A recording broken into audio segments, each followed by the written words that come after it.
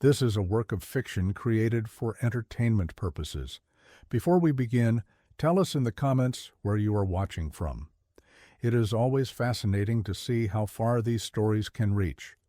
In November 1963, three researchers from the Appalachian Heritage Foundation made a discovery that would fundamentally alter their understanding of isolated mountain communities. The discovery occurred during what was meant to be a routine documentation of abandoned settlements in Webster County, West Virginia, specifically along the remote headwaters of the Elk River, where mountain families had once established homesteads in hollows so isolated that some residents had developed their own distinct social customs and dialects. Dr. Cornelius Pembroke, the lead researcher, had been documenting cultural patterns of extreme rural isolation throughout the central Appalachian region since 1958. His work focused on understanding how geographic isolation had shaped the development of unique community structures and social practices among mountain families. Pembroke's team that November included research associate Zelda Carmichael and regional historian Barnabas Whitmore, a native of the area whose intimate knowledge of local family histories and property records had proven essential in previous expeditions. The property they encountered on November 18, 1963, was located approximately 12 miles up an unnamed hollow off County Road 15, accessible only through a deteriorating timber road that had been unused since the late 1920s. The homestead consisted of a substantial two-story frame house, several outbuildings, and what appeared to be an unusually large root storage facility. According to county tax records, the property had belonged to the Fenwick family from 1885 until 1929, when it was abandoned following what local records described as family dissolution. No subsequent ownership had been recorded, and the property had remained untouched by local authorities for over 3 decades. The house immediately struck the research team as anomalous. While most abandoned mountain dwellings showed obvious signs of deterioration, sagging porches, missing shutters, vegetation encroaching on the structure, this house appeared to have been carefully sealed and preserved. All windows were intact and fitted with interior wooden shutters. The front door was not only closed, but appeared to have been secured from within. Most unusually, the exterior showed none of the weather damage typically expected after decades of abandonment. Barnabas Whitmore noted in his field observations that the silence surrounding the property felt deliberately imposed rather than naturally occurring. Mountain hollows, even those long abandoned, typically resonated with the sounds of wildlife, water movement, and wind through the trees. The area around the Fenwick homestead, however, maintained an oppressive quiet that seemed to extend in all directions from the house itself. No bird songs emanated from the surrounding trees, no insects buzzed in the afternoon air, and even the nearby creek seemed to flow more quietly than natural water movement should allow. The researchers initially attributed these observations to seasonal factors and the elevation of the site. Late November in the high mountains often brought a natural stillness as wildlife prepared for winter conditions. However, as they began their systematic examination of the property, they realized that the preservation of the house and the unnatural quiet were connected to something more deliberate than seasonal changes. All obvious entry points to the house had been secured from the interior. Windows were not merely closed, but appeared to have been reinforced with additional wooden barriers installed inside the frames. The main entrance showed evidence of multiple locking mechanisms, suggesting that the final occupants had taken extraordinary measures to prevent access to the interior. This level of security seemed excessive for a remote mountain homestead and suggested either extreme paranoia or a deliberate attempt to conceal something within the structure. Dr. Pembroke decided that entry would require forcing one of the rear windows on the ground level.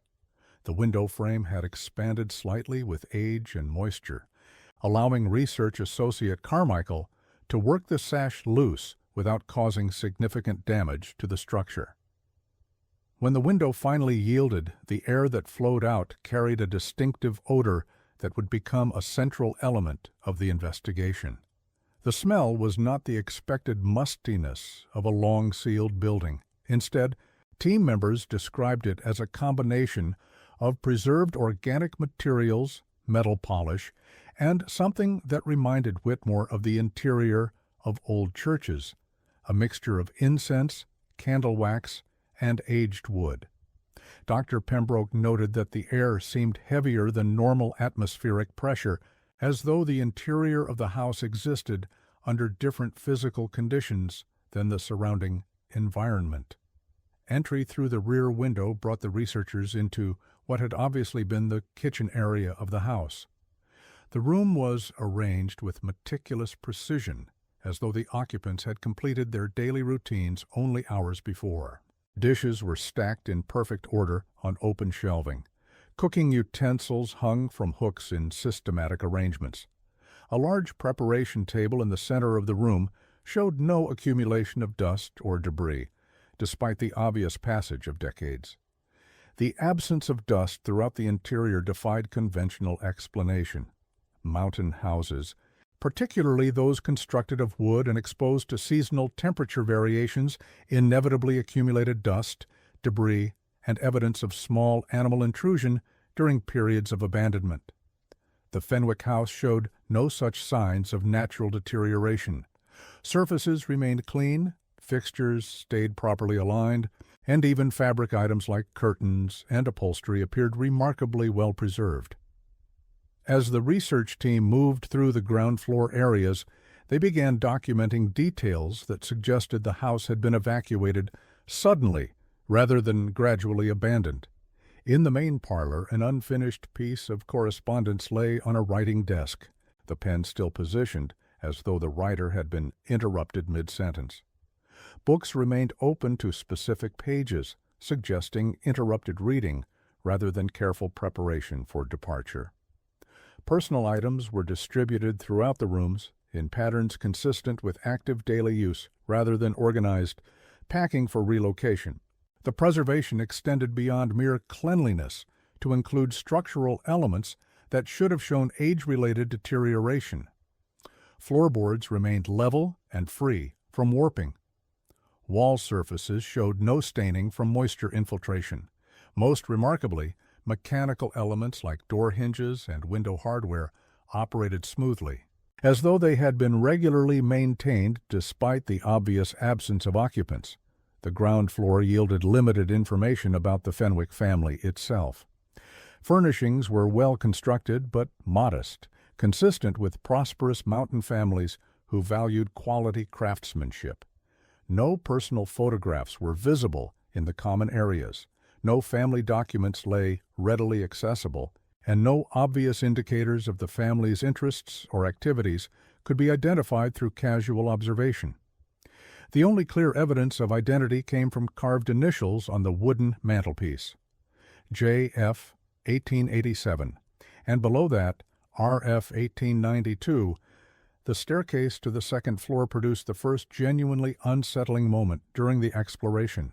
As Zelda Carmichael placed her weight on the third step, the wooden board produced a sharp, almost metallic sound that reverberated through the silent house far longer than the acoustics of the space should have permitted. The sound was not the typical groan of old wood under stress, but something more precise and deliberate, almost like a signal being transmitted through the structure itself. The second floor contained 4 rooms, 3 bedrooms, and what appeared to be a study or office space. The bedrooms maintained the same systematic organization evident throughout the house. Beds were made with hospital corner precision. Personal clothing hung in wardrobes with careful attention to spacing and arrangement. Wash basins and grooming implements were positioned with geometric accuracy that suggested obsessive attention to order rather than natural daily habits. The study provided the first substantial clues about the nature of the Fenwick family's activities during their final period of residence. A substantial wooden desk occupied the center of the room, its surface clear except for an inkwell, a fountain pen, and a single sheet of paper covered with handwritten text. The handwriting was exceptionally neat and uniform, suggesting either extensive formal education or the development of compulsive writing behaviors. The document itself was structured as a daily log or inventory. The content was methodical and precise, but deeply troubling in its implications. November 15th, 1929, morning devotions, completed as prescribed afternoon maintenance, all systems functioning properly. Evening census, confirmed total of 23, remain night security procedures, implemented without incident preparation protocols, continuing on established schedule. The date placed the document just days before the family's apparent disappearance and the subsequent abandonment of the property. The reference to 23 remain was particularly puzzling, as county records indicated that the Fenwick family consisted of only 4 adult members in 1929, patriarch Jebediah Fenwick, his wife Rowena, and their 2 adult offspring who had remained on the family property. Dr. Pembroke photographed the document in place before conducting a systematic examination of the desk's contents. The drawers contained additional papers, all written in the same meticulous handwriting and following similar formats. The documents covered a period from early 1928 through late November 1929, suggesting approximately 18 months of increasingly systematic record-keeping behavior. The progression of entries revealed a gradual shift in focus and priorities. Early documents from 1928 recorded typical rural activities, agricultural work, maintenance tasks, and routine family business. However, entries from late 1928 began incorporating references to security measures, census verification, and preparation protocols. By 1929, the daily logs had become almost entirely focused on mysterious activities that bore no relationship to normal mountain farming life. One drawer contained what appeared to be correspondence, though the letters showed no evidence of postal handling and seemed to be either drafts or copies retained for record-keeping purposes. The letters were formal in tone, but contained content that the researchers found increasingly disturbing. A letter dated June 1929 read, "Esteemed colleague, I trust this communication finds you maintaining good health despite the challenging nature of our shared undertaking. The procedures you outlined during your previous consultation have proven effective, and we have successfully maintained the prescribed count of 23 without significant deterioration in overall conditions. Rowena continues to demonstrate exceptional capability in managing the daily requirements, though she has expressed concern about maintaining current protocols through the approaching winter months.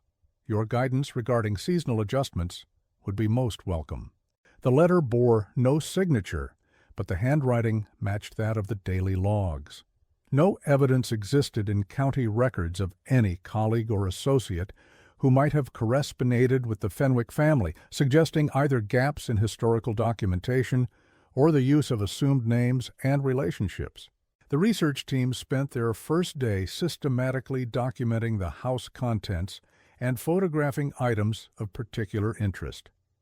As afternoon light began to fade, they decided to return to their base in Webster Springs and resume their investigation the following day. The journey down the mountain proceeded normally, but all 3 researchers later reported experiencing increasing anxiety as they left the property. Dr. Pembroke described feeling as though the house itself was observing their departure, despite their thorough confirmation that no other individuals were present anywhere on the property. That evening, in their accommodations at Webster Springs, the research team attempted to analyze their observations and develop theories about the Fenwick family's activities and ultimate fate. The exceptional preservation of the house suggested either environmental factors they did not understand or deliberate efforts to maintain the property after the family's departure.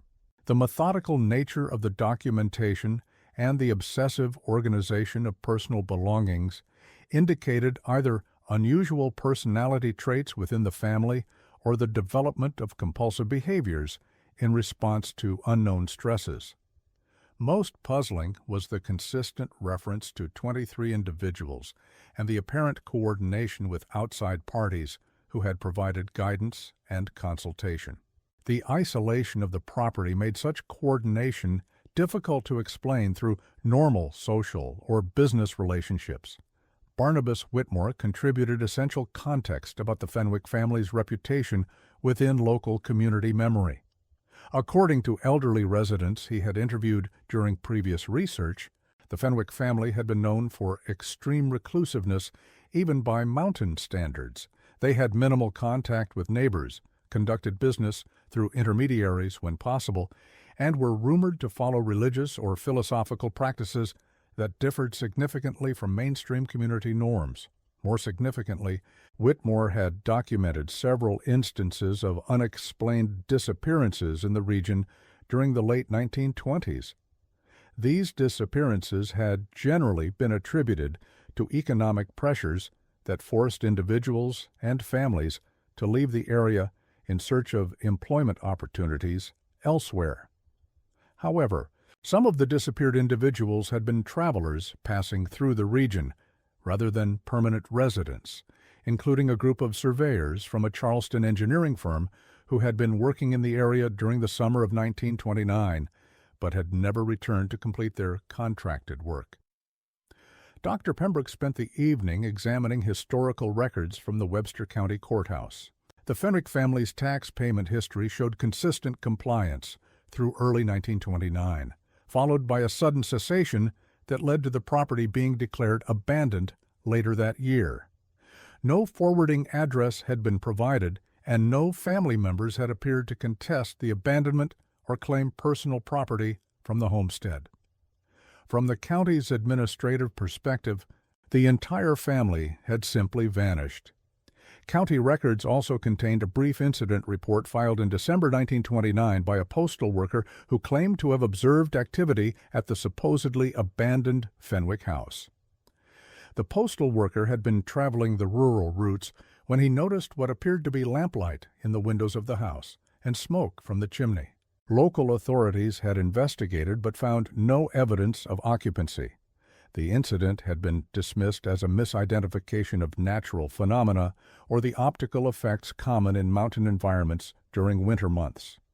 The research team returned to the property the following day equipped with additional documentation tools, including a portable power source and enhanced lighting equipment for detailed interior examination. They also brought surveying instruments to create accurate measurements and floor plans of the structure. Dr. Pembroke had concluded that the property represented a significant historical mystery that warranted comprehensive documentation. The second day's investigation focused on areas they had not thoroughly examined during their initial visit, particularly the outbuildings and the unusual root storage facility they had observed from the exterior. The largest outbuilding proved to be a workshop equipped with tools and machinery that exceeded the typical requirements of mountain farming operations. The tools were well maintained and organized with the same obsessive precision evident throughout the main house, but their specialized nature suggested activities beyond conventional agricultural work. Many of the tools appeared designed for precision work involving organic materials. There were implements for detailed cutting, measuring devices for determining exact proportions, and containers designed for storing materials under controlled conditions. The workshop also contained several items that seemed more appropriate for medical or scientific applications than for farming, including glass apparatus for chemical processes and measuring instruments of unusual precision and complexity.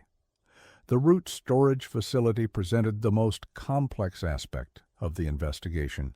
What had appeared from the exterior to be a conventional underground food storage area proved to be the entrance to an extensive subterranean complex that exceeded any practical need for agricultural storage.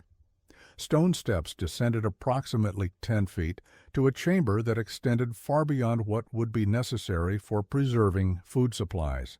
The walls showed evidence of careful construction using fitted stone, and the floor had been paved with flat rocks arranged in precise geometric patterns.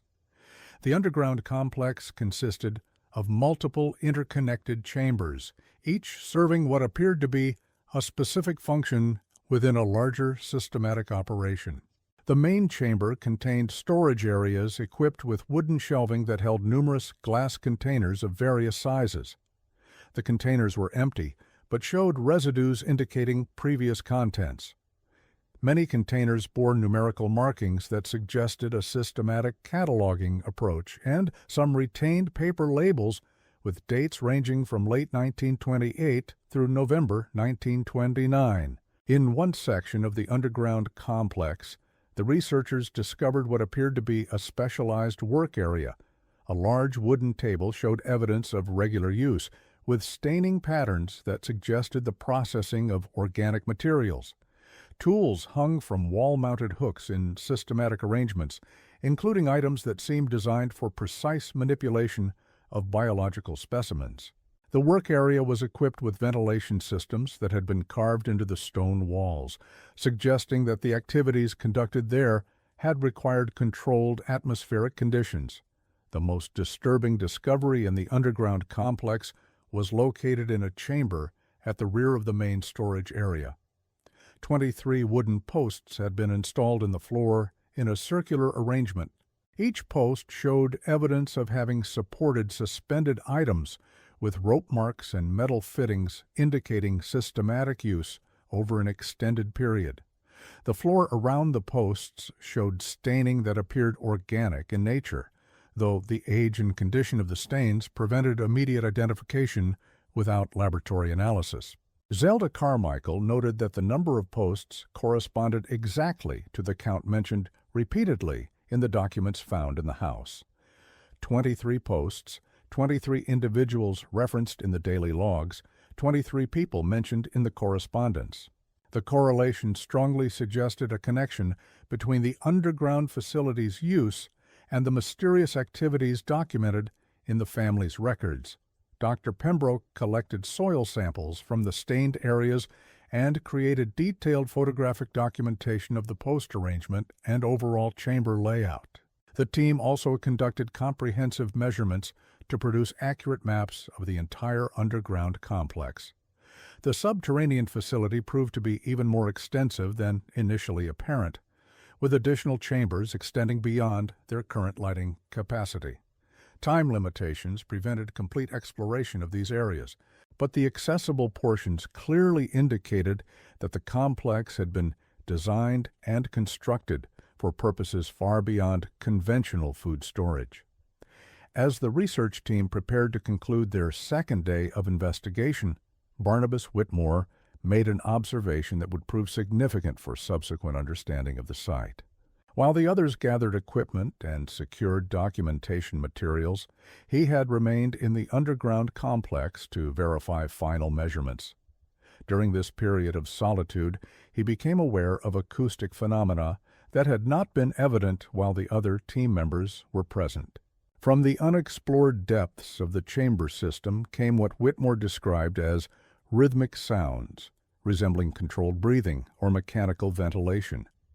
The sounds were regular and deliberate, unlike the random settling or expansion noises typical of underground structures.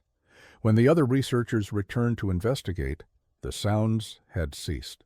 Despite careful examination of the accessible areas, they could identify no source for the phenomena Whitmore had experienced. Dr. Pembroke attributed the sounds to air circulation through unmapped portions of the chamber system, or to the expansion and contraction of structural materials under temperature variations. However, Whitmore remained convinced that the sounds had been more systematic and purposeful than natural building phenomena could explain. The research team's final task at the property involved conducting a systematic examination of the exterior grounds for any evidence of burial sites or concealed disposal areas. The combination of the family's disappearance, the references to 23 individuals, and the disturbing evidence in the underground complex suggested the possibility that the property might contain human remains. They conducted a grid pattern survey of all cleared areas around the buildings, looking for soil disturbances, vegetation anomalies, or topographical features that might indicate burial activity. The ground survey yielded no obvious burial sites, but it did reveal another significant feature of the property. Beyond the main clearing, approximately 100 yards into the surrounding forest, they discovered evidence of a constructed pathway leading deeper into the mountains. The path was overgrown but still discernible, marked by cleared areas between mature trees and the presence of stonework, indicating deliberate construction rather than natural animal trails. The pathway appeared to connect the Fenwick property to higher elevations in the mountain system, potentially linking to other homesteads, mining operations, or transportation routes in the region. The construction quality and systematic approach to the pathway suggested it had been designed for regular use and possibly for transporting materials or individuals between the Fenwick property and other locations. Time constraints prevented exploration of the pathway's destination, but Dr. Pembroke documented its location and characteristics for possible future investigation. The existence of the pathway challenged assumptions about the isolation of the Fenwick property and suggested that the family might have maintained connections with other individuals or organizations throughout the region. The researchers' preliminary report, submitted to the Appalachian Heritage Foundation in December 1963, provided a measured and professional summary of their discoveries. They described the property as an exceptionally well-preserved example of late 19th century mountain architecture, and noted the extensive underground storage facilities indicating agricultural prosperity unusual for the geographic location. The report recommended continued investigation to fully document the site's historical and cultural significance.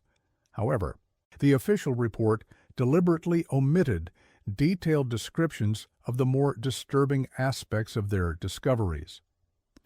Dr. Pembroke chose not to include comprehensive information about the specialized tools, the arrangement of posts in the underground chambers, or the implications of the numerical references found in the family's documentation. These omissions were made, according to Pembroke's private notes, to prevent sensational misrepresentation of the discoveries and to avoid attracting amateur investigators who might damage or compromise the site. The decision to minimize the more troubling aspects of their findings in the official report would have lasting consequences for understanding the true nature of the Fenwick property.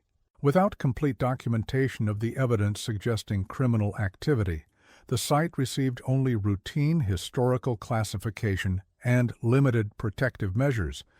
No additional professional investigation was authorized, and the property was designated for only periodic monitoring to prevent vandalism or unauthorized access.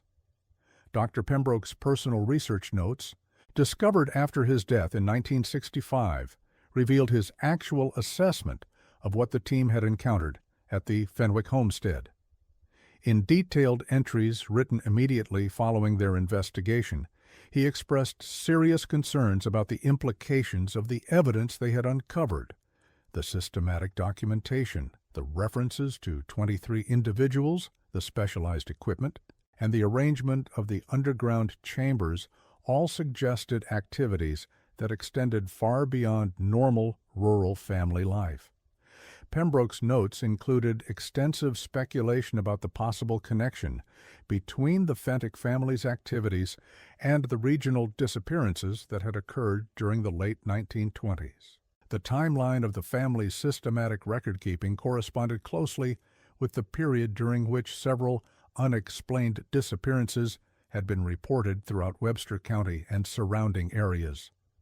The capacity and design of the underground complex suggested that the facility could have accommodated activities involving multiple individuals over extended periods. The notes also documented Pembroke's growing concern about the psychological effects the investigation had produced in his team members. Both Zelda Carmichael and Barnabas Whitmore had reported experiencing disturbing dreams and persistent anxiety in the weeks following their visit to the property. Carmichael described recurring nightmares involving underground chambers and the sound of controlled breathing that echoed from unseen sources. Whitmore reported dreams in which he was pursued through forest pathways by figures carrying the specialized tools they had discovered in the workshop. More troubling was the behavioral changes that both younger researchers exhibited after completing the investigation. Carmichael, previously confident and outgoing, became reluctant to discuss any aspects of their work at the Fenwick property and requested assignment to research projects that focused on documented historical sites rather than unexplored locations.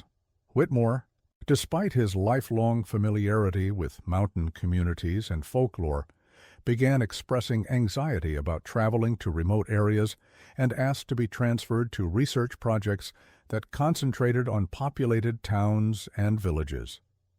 Dr. Pembroke himself acknowledged in his private notes that the investigation had affected his own psychological state. He described experiencing persistent feelings of being observed and reported difficulty concentrating whenever he reviewed the evidence they had gathered. He wrote that the investigation had revealed evidence of activities that challenge fundamental assumptions about the nature of isolated rural communities, and expressed concern that their work had disturbed something that had achieved a state of dormancy.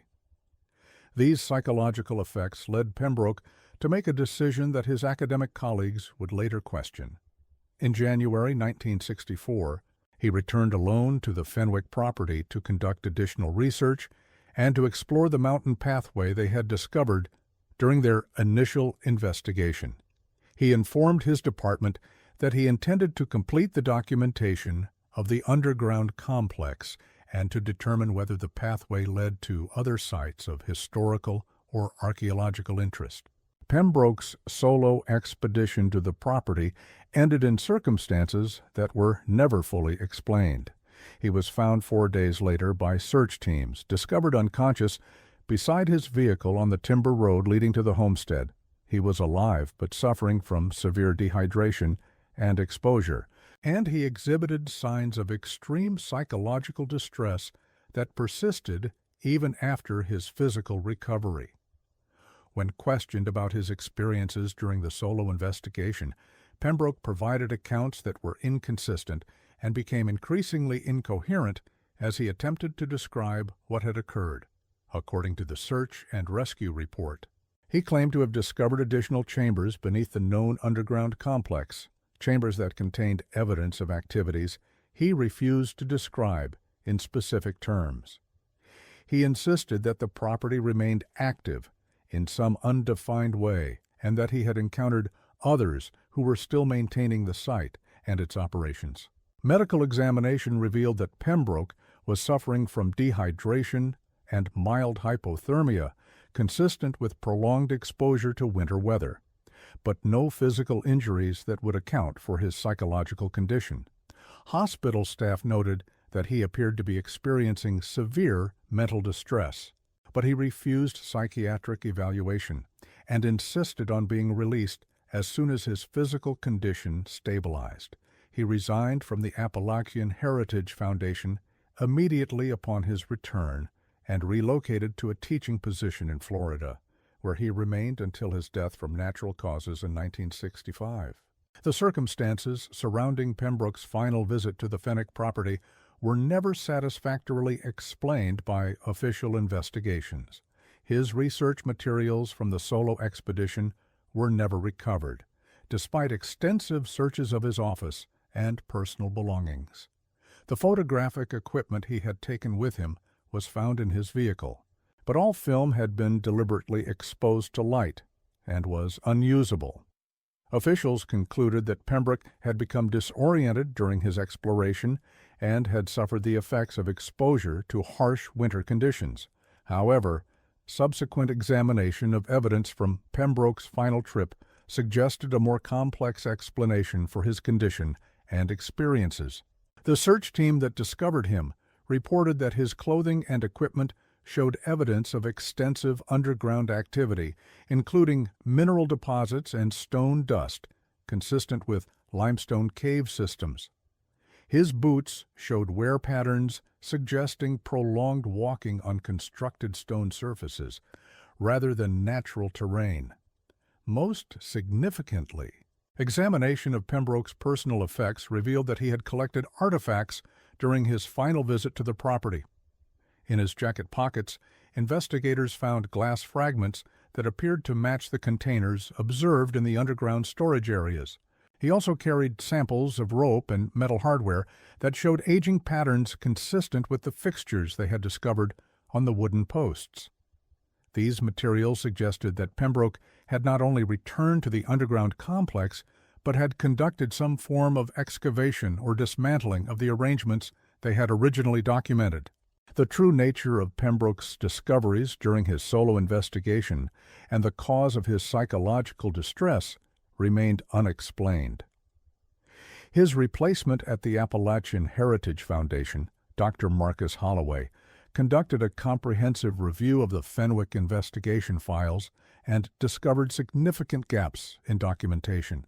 Key photographs, measurement records, and soil samples had disappeared from the archive, and several of Pembroke's most detailed research notes could not be located. The Fenwick property was classified as a restricted site following Pembroke's incident. The Appalachian Heritage Foundation designated it as potentially hazardous due to unstable underground conditions and the risk of structural collapse or exposure to dangerous materials. The property was fenced to discourage unauthorized access, and warning signs were posted to alert potential visitors about safety concerns. Despite these protective measures, the property continued to attract attention from amateur researchers and local curiosity seekers throughout the 1960s. Periodic reports surfaced of individuals who had accessed the site illegally and claimed to have found additional evidence supporting the theories suggested by the original investigation. However, none of these unauthorized investigations were conducted by qualified researchers, and their findings were generally dismissed by authorities as misinterpretation of natural phenomena or deliberate fabrication. One particularly notable incident occurred in 1966, when local law enforcement officers discovered 3 individuals on the property who claimed to have found human remains in previously unexplored sections of the underground complex. The individuals were arrested for trespassing and removed from the site, but they insisted that they had uncovered evidence of multiple adult burials in chambers that the original researchers had not accessed. When authorities conducted a follow-up investigation, they found that the areas described by the trespassers had been disturbed, but they could locate no physical evidence of human remains. The law enforcement report noted that the individuals who had made these claims appeared to be genuinely distressed by what they believed they had discovered, and that they had voluntarily contacted authorities rather than attempting to conceal their presence on the property. However, without physical evidence to support their claims, and given the legal prohibitions against unauthorized site access, no further official investigation was conducted. As the 1960s progressed, academic and official interest in the Fenwick property gradually diminished. The original researchers had died, relocated, or declined to discuss their findings publicly. The site remained secured and largely forgotten, relegated to the status of local folklore rather than serious historical mystery. Scholars who maintained interest in the case found their research constrained by the missing documentation and the prohibition against accessing the property itself. The case received renewed attention in 1972 when the construction of a new county road through the area required environmental assessments of properties that might be affected by the development project. The assessment team, led by environmental engineer Dr. Patricia Livingston, was responsible for evaluating potential soil contamination and geological stability throughout the Elk River watershed. The Fenwick property was included in the evaluation due to its proximity to the proposed road construction. Dr. Livingston's team approached the property without detailed knowledge of its controversial history. Their focus was entirely environmental, aimed at identifying any soil or groundwater contamination that might pose risks to construction workers or future road users. However, their scientific testing revealed anomalies that supported many of the theories suggested by the original investigation. Soil analysis from multiple locations around the property showed elevated concentrations of nitrogen and phosphorus compounds, typically associated with organic decomposition.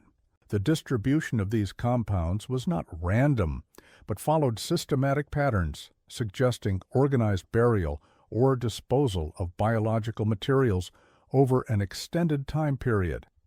The highest concentrations were found in areas that corresponded to locations identified in Dr. Pembroke's surviving notes as sites requiring further investigation. Dr. Livingston's report also documented geological features that had not been noted in previous examinations. Subsurface mapping revealed that the underground chambers beneath the homestead formed part of a much larger network of connected cavities extending deep into the mountainside. Some of these chambers appeared to be natural cave formations that had been systematically modified and connected through human excavation work. Seismic analysis detected regular geometric arrangements within several of the chambers that suggested intentional placement of objects rather than natural accumulation. The size, spacing, and configuration of these arrangements were consistent with organized storage or disposal of large organic materials, though the seismic data could not provide specific identification without physical excavation. Based on these environmental findings, Dr. Livingston recommended comprehensive archaeological investigation of the property before any road construction proceeded in the immediate area. She noted that the evidence suggested the possibility of significant historical activity that warranted professional examination. However, by the time her report was completed, the county road project had been rerouted to avoid the area around the Fenwick property, eliminating the legal requirement for mandatory investigation. Dr. Livingston's environmental assessment was filed with state environmental agencies in 1973, but it received limited attention from law enforcement or historical organizations. The passage of time had reduced interest in the original mystery, and the report was processed as routine environmental documentation rather than evidence of potential criminal activity. The report was archived without additional action, and Dr. Livingston continued with other environmental projects. However, copies of Livingston's assessment eventually reached researchers who had maintained interest in the Fenwick case. Among these was Dr. Harrison Blackfeld, a forensic archaeologist who specialized in the investigation of historical crime scenes and systematic burial sites. Dr. Blackfeld had been following the Fenwick case since the late 1960s, when he first encountered references to the investigation through academic networks focused on Appalachian historical studies. Dr. Blackfeld recognized the significance of Livingston's environmental findings and began advocating for permission to conduct limited archaeological examination of the property. He argued that the accumulated evidence suggested the possibility of significant historical crimes that deserved scientific investigation, and that modern forensic and archaeological techniques could provide definitive answers that had been beyond the capabilities of researchers in the 1960s. Blackfeld's initial requests for site access were rejected by state authorities, who cited concerns about location safety and the expense of comprehensive investigation. However, he persisted in his advocacy, eventually securing support from multiple academic institutions and forensic science organizations. In 1975, he was granted permission to conduct limited surface examination of the property, with the understanding that significant findings would justify more extensive investigation. The 1975 examination confirmed many of Dr. Livingston's environmental observations and provided additional evidence supporting theories of systematic criminal activity at the Fenwick property. Using modern ground-penetrating radar and metal detection equipment, Blackfeld's team identified multiple burial sites in areas that had not been examined in previous investigations. The sites showed clear evidence of human excavation and systematic backfilling, suggesting intentional concealment of buried materials. More significantly, the team's exploration of accessible portions of the underground chamber system revealed evidence that the spaces had been used for coordinated activities involving multiple individuals over extended time periods. Tool marks on chamber walls showed systematic expansion of natural cave formations. Ventilation systems had been carved to provide controlled air circulation to deeper chambers. Most disturbing, several areas contained evidence of restraint mechanisms and workspaces that suggested the chambers had been used for activities involving unwilling participants. Dr. Blackfeld's preliminary report, completed in late 1975, provided the first comprehensive assessment of evidence accumulated over more than a decade of intermittent investigation.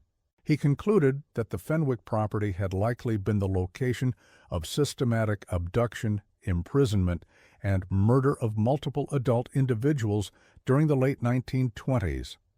The evidence suggested that these activities had been conducted over a period of approximately 18 months and had involved careful planning for concealment and disposal of evidence. The report estimated that the remains of at least 23 adult individuals were likely buried on the property, corresponding to the numbers referenced repeatedly in the Fenwick family's documentation. However, Blackfeld noted that the extent of the underground chamber system suggested the possibility that additional remains might be present in areas that had not yet been safely accessed. Most importantly, Blackfeld's report addressed the question of the Fenwick family's role in these activities. Based on the timing of the documentation, the systematic nature of the record-keeping, and the evidence of long-term preparation, he concluded that family members had been directly involved in planning and executing criminal activities. However, he also noted evidence suggesting that the family had not acted independently and that their activities had involved coordination with a larger network of individuals. The publication of Blackfeld's report in professional journals in 1976 generated significant controversy within both academic and law enforcement communities. While the evidence strongly supported his conclusions, the passage of time made criminal prosecution impossible, and the identities of potential victims remained unclear. The case represented historical crimes of substantial magnitude, but ones that offered no possibility of justice for victims or their families. Law enforcement agencies reviewed Blackfeld's findings and confirmed that the evidence supported theories of multiple homicides, but concluded that the age of the crimes and the absence of living suspects made formal criminal investigation impractical. The case was officially classified as a historical cold case and referred to academic historians and archaeologists for continued research rather than active criminal pursuit. The final phase of the Fenwick property investigation occurred in 1977, when Dr. Blackfeld received authorization to conduct comprehensive excavation of identified burial sites. The excavation was intended to provide resolution to the mystery by recovering and properly identifying the remains of victims, even though criminal prosecution was no longer feasible. The excavation confirmed the presence of human remains at multiple locations on the property. Over several months, Blackfeld's team recovered skeletal remains representing at least 24 adult individuals of varying ages and backgrounds. Analysis of the remains revealed evidence of violent death in most cases, including trauma consistent with systematic physical abuse and eventual murder. The remains included evidence of both local residents and individuals who appeared to be from outside the immediate region. Dental analysis suggested that some victims had received medical and dental care that exceeded what was typically available in rural mountain areas, indicating that they might have been travelers or migrants passing through the region. This supported theories that the Fenwick property had been used as a way station where travelers were subsequently victimized. Perhaps most disturbing, the excavation revealed evidence that some victims had been held for extended periods before being killed. Several sets of remains showed evidence of healed injuries sustained weeks or months before death, suggesting prolonged captivity and repeated physical trauma. The arrangement of some burial sites suggested that victims had been forced to witness the deaths of others before being killed themselves. Analysis of artifacts recovered with the remains provided additional information about the timeline and methods of the crimes. Personal effects suggested that victims had been killed between late 1928 and early 1930, corresponding to the period documented in the Fenwick family's papers. The artifacts also included items that appeared to be trophies or personal mementos taken from victims, suggesting that the crimes had involved elements of psychological gratification beyond simple robbery or murder. The excavation also provided answers about the Fenwick family's ultimate fate. In a remote section of the property, Blackfeld's team discovered the remains of 4 adult individuals who appeared to be members of the family itself. Analysis suggested that these individuals had died violently at approximately the same time, likely in late 1929 or early 1930. The evidence indicated that the Fenwick family had been killed by unknown parties, possibly in conflict over criminal proceeds or in an attempt to eliminate witnesses to the larger operation. However, the discovery of the family's remains raised additional questions about the identity of those responsible for their deaths and for the subsequent cleanup of evidence at the property. The systematic concealment of burial sites and the careful removal of incriminating materials from the underground chambers suggested that whoever had eliminated the Fenwick family had also taken measures to prevent discovery of the broader criminal enterprise.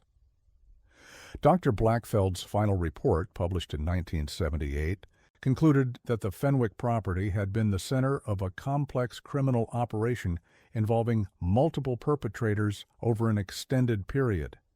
The evidence suggested that the Fenwick family had been part of a network that systematically targeted travelers and migrants in the region, but that the family had eventually been eliminated by other members of the network or by competing criminal organizations.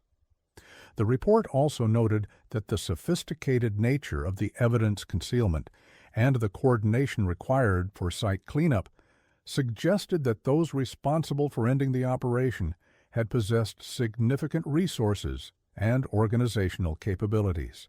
This raised possibilities that the Fenwick property had been connected to organized criminal activities that extended beyond the local region and potentially involved coordination with criminal networks in other areas. The case was officially closed following publication of Blackfeld's final report, with the understanding that while many questions remained unanswered, the essential facts of the crimes had been established and the remains of victims had been recovered and properly interred. The property was designated as a memorial site, and access remained restricted to prevent disturbance of any remaining evidence or memorial installations. However, broader questions raised by the investigation were never fully resolved. The identity of those who had eliminated the Fenwick family and concealed evidence remained unknown. The possibility that similar criminal operations had existed at other isolated locations throughout the region was never comprehensively investigated. The question of how such extensive criminal activities could have continued for years without detection by local law enforcement remained troubling for investigators and historians. In subsequent years, researchers continued studying the Fenwick case as an example of organized criminal activity in rural America during the late 1920s. The case demonstrated that even the most isolated mountain communities had not been immune to the violence and criminal enterprises that characterized much of the United States during the period preceding the Great Depression. It also highlighted the challenges faced by law enforcement agencies in monitoring and controlling criminal activities in regions where traditional authority structures were weak or geographically dispersed. The Fenwick property itself was eventually acquired by the state of West Virginia and incorporated into a larger historical preserve dedicated to education and conservation. The underground chambers were permanently sealed for safety reasons, but surface markers were installed to identify locations where victims had been buried. Educational materials were developed to help visitors understand the historical significance of the site while maintaining appropriate respect for the memory of those who had died there. The case also contributed to improved protocols for investigating historical crimes and handling archaeological evidence in criminal cases.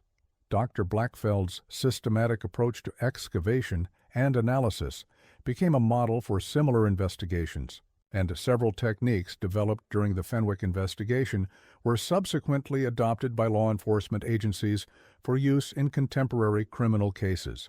Perhaps most significantly, the Fenwick case served as a reminder that rural and isolated communities were not insulated from criminal activities that affected urban areas during periods of social and economic disruption. The ability of the criminal network to operate undetected for extended periods demonstrated the vulnerability of travelers and migrants who lacked established social connections or legal protections in the areas through which they passed. The final lesson of the Fenwick case emphasized the importance of thorough investigation and documentation, even when immediate prosecution is not feasible. The patient work of researchers like Dr. Pembroke, Dr. Blackfeld, and others over more than a decade eventually provided answers and closure that would not have been possible without their persistent efforts.